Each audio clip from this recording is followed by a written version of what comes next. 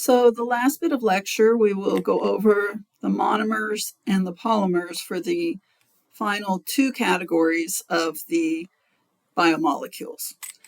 So nucleic acids, remember, is one of our categories. And nucleic acids, if you look at that word, Na, it's what Na stands for in DNA and RNA, because the Na is nucleic acid. So when you see DNA and RNA, those are two very slightly different, in terms of structural differences, two very slightly different nucleic acid types.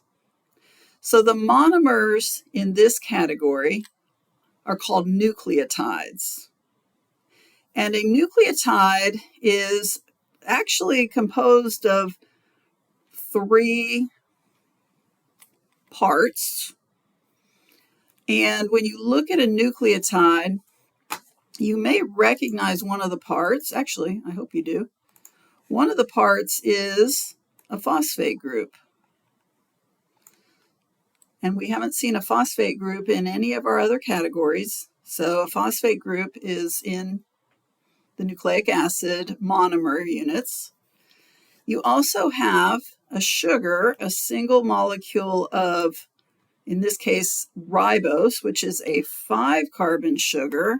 And you'll see, remember those little numbers, 1, that marks a carbon that's right here, 2, 3, 4, and then the 5th carbon is up here, like that little flag that waves. And so these sugars are 5-carbon sugars, but they're monosaccharides by themselves. But when you have that 5-carbon sugar attached to a phosphate, and then also attached to this other thing up here, and this thing is called a nitrogenous, if you look at that word, nitrogenous base. The nitrogenous base is this fancy looking thing here. It's a molecule in of itself.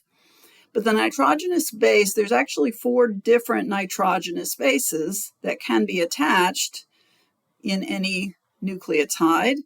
All nucleotides have the phosphate group. They all have the 5-carbon sugar.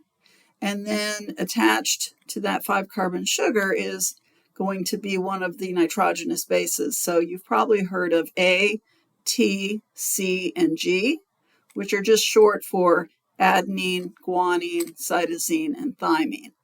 So those are the names of the nitrogenous bases. And the reason it's called nitrogenous is because it has nitrogen in it. And there's other things that have nitrogen, but the nitrogenous is telling you that there's nitrogen in this molecule. And we're not going to delve too much into the nucleic acids in this chapter because we're going to get to spend much more time with them later. So for now, we're just going to get our basics laid out, that the nucleotide is the name of the monomer in the category called the nucleic acids. And each nucleotide has a 5-carbon sugar covalently bonded to a phosphate functional group and also covalently bonded to something called the nitrogenous base. And the polymer would be many nucleotides hooked together in a chain. And so the polymer, when you have a polynucleotide chain, which you can actually use that term, polynucleotide, but we can also call that molecule just nucleic acid. I think one of the things that can be a little confusing is that in the protein biomolecule category, the monomers are called amino acids, but the polymer is a polypeptide or a protein. And in the nucleic acids, the monomer is called a nucleotide, but the polymer is called a nucleic acid.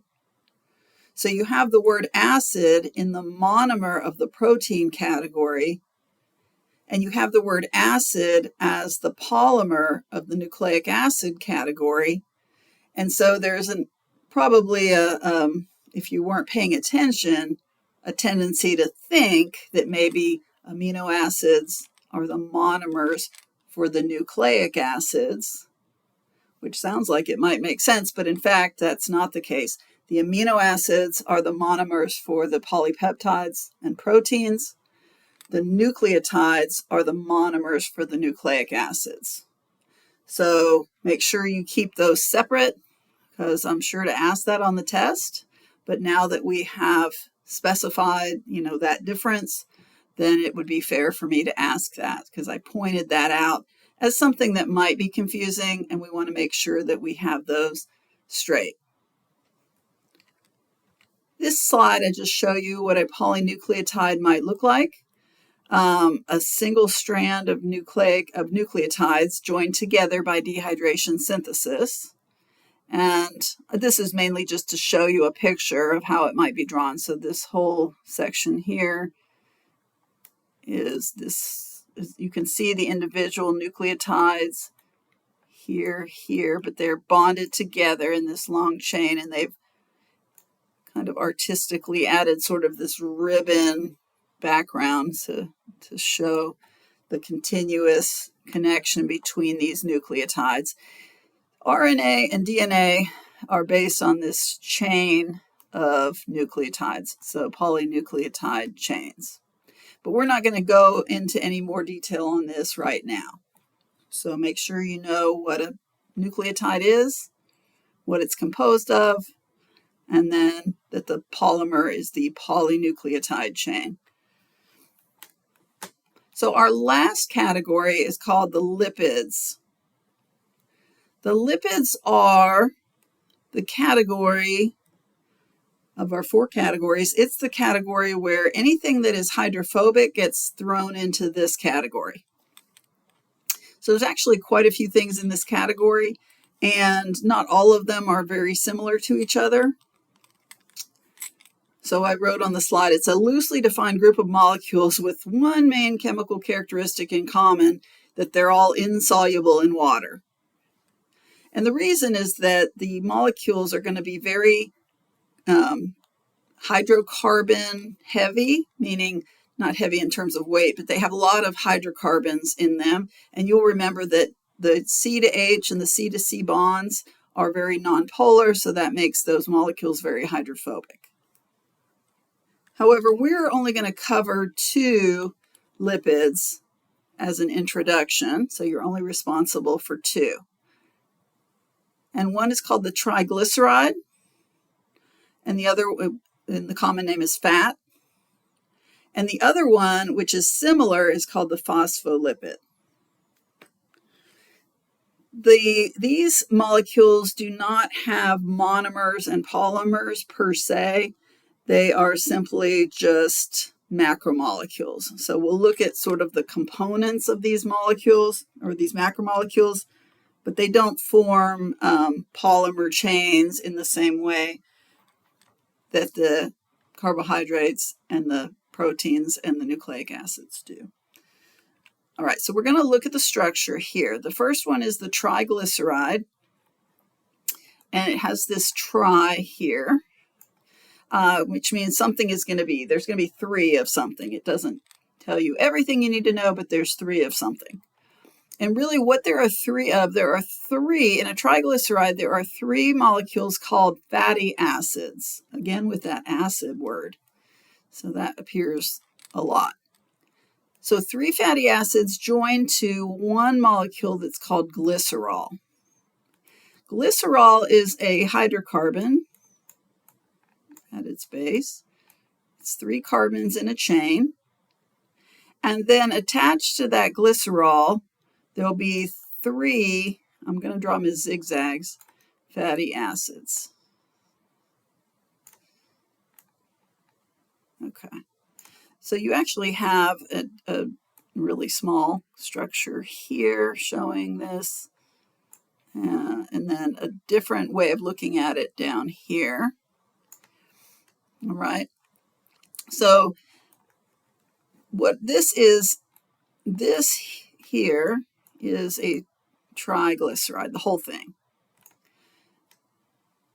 All right. And it's composed of, you can see right here, there's the 3 carbons. and then these 3 long chains. There. You can kind of see it without as much detail. All right, I'm going to erase all this. Okay, so let's talk then about what is a fatty acid, kind of zoom in on that part of it and look at that. A fatty acid is by itself a long hydrocarbon, so just carbons and then hydrogens, and then at one end of that molecule there's a carboxyl group. So I'm going to try to draw it with this pen, but it's really not that good. I'm going to make it kind of short. Just hang with me here. Okay. And then at one end, there's a carboxyl group. Here's C double bond O, OH. And then I'm going to fill in all around here. I'm going to put hydrogens. These are bonds.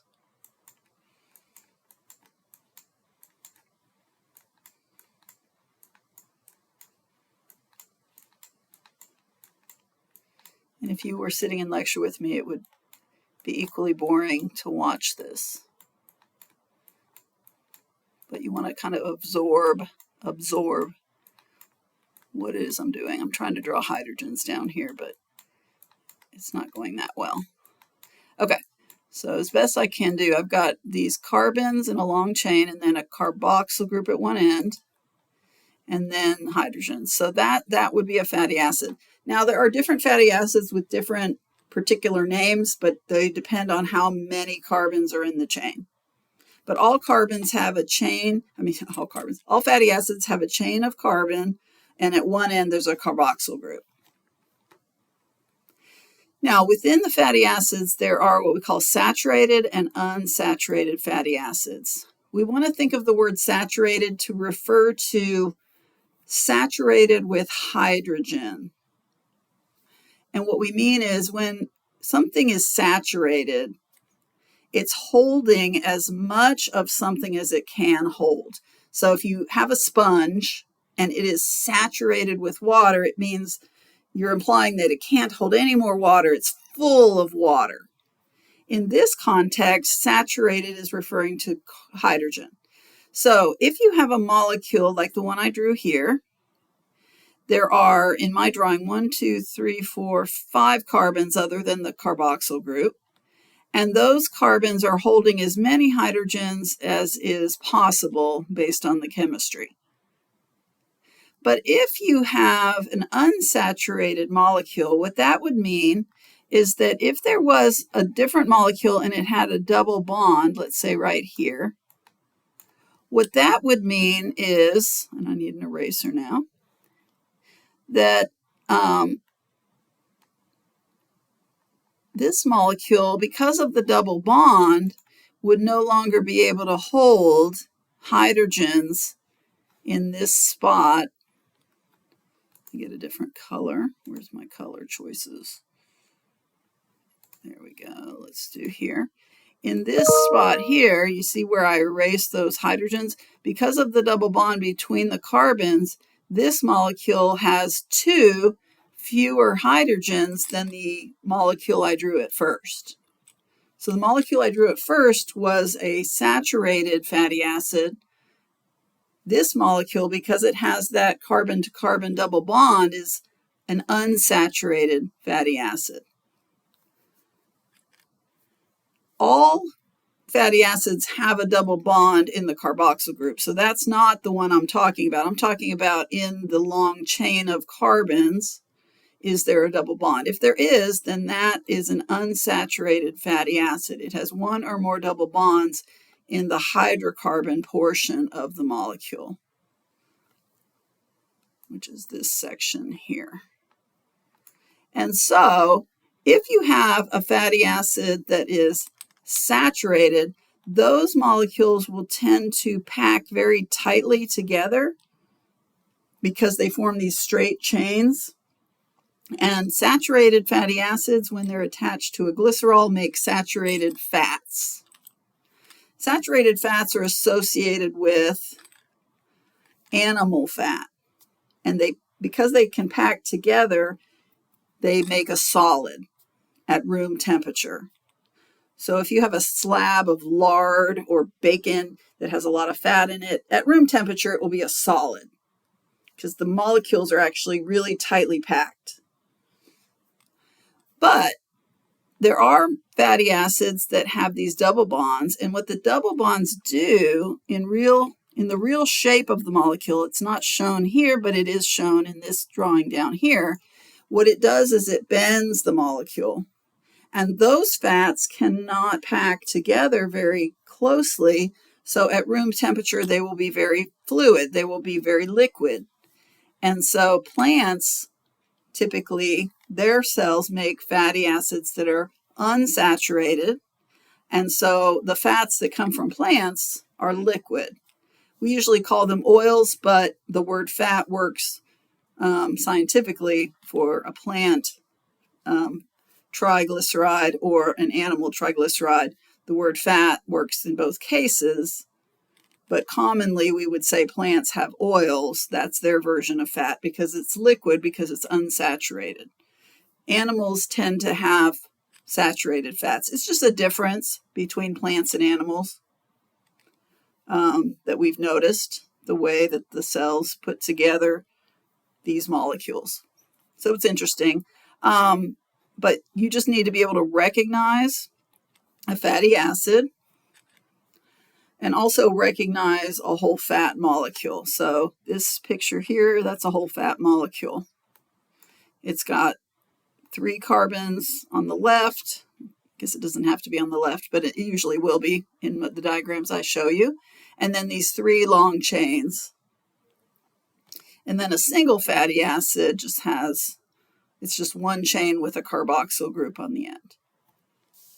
And so you have these molecules. Now we take the basic structure of a fat, and with a little modification, the fat molecule becomes a different molecule we call phospholipid. So let me flip to the next slide. A phospholipid, and one thing you may notice in this diagram or these pictures is they've rotated it sideways. So you still have, I'll use this middle picture here, you still have the 3 carbons of the glycerol, and it's attached to 2 fatty acids. I'm just kind of tracing those. But here, instead of having another fatty acid attached here, where I'm putting the ... you don't have that in a phospholipid. So I'm going to erase that. So if this were a fat, there would be another fatty acid attached there.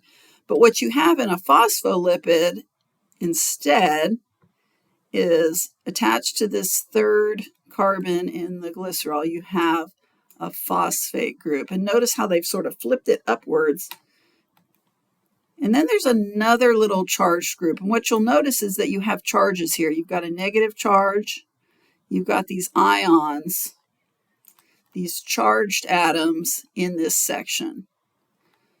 So you have a glycerol and 2 fatty acids. So it's almost a fat, but not quite, because in that 3rd position, instead of having a 3rd fatty acid, which would make a full triglyceride or fat, you have a phosphate group and usually some other charged atoms, I should say.